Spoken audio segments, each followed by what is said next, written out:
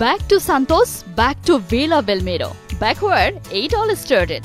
Deal still. Brazilian poster বয় নেইমারের গল্পের নতুন শুরু। আর নয় গুঞ্জন, ব্রাজিলেই ফিরছেন নেইমার জুনিয়র।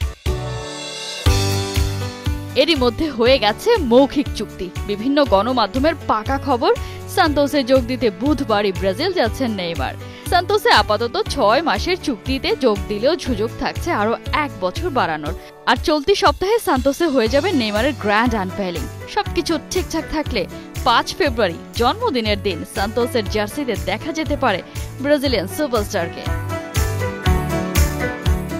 ধন্যবাদ, একই সাথে শুভকামনা। সোশ্যাল মিডিয়ায় জানিয়ে এভাবেই নেইমারের সাথে চুক্তির ইতি টানার খবর দিয়েছে আল হিলাল। ছেলেবেলার ক্লাবের কাছে ফেরার জন্য বেতনের একটা বড় অংশ ছাড় দিতে হচ্ছে নেইমার জুনিয়রকে। প্রায় $65 মিলিয়ন ক্ষতি গুনতে হচ্ছে নেইমারকে।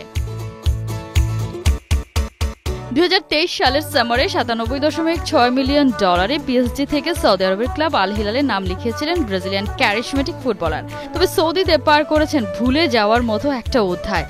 আল হিলাল ম্যানেজার তো জানিয়েই দিলেন তার দলে খেলার মতো পর্যায়ে এখন আর নেই এই প্লেমেকার। অবশ্য পরিসংখ্যানও বলছে এমনটাই। 1 বছরেরও বেশি সময় কেটেছে তার মাঠের বাইরে।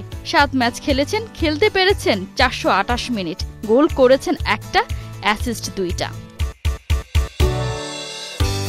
নেইমারের প্রত্যাবর্তনে শোনা গিয়েছিল ইন্টার মায়ামির কথা, তবে ফর্ম ফিরে পেতেই ফিরতে চেয়েছিলেন ব্রাজিলে। সান্তোসের হয়ে 2009 সালে ক্যারিয়ার শুরু করে 2011 সালে কোপা লিবার্তাদোরেস জিতেছিলেন নেইমার।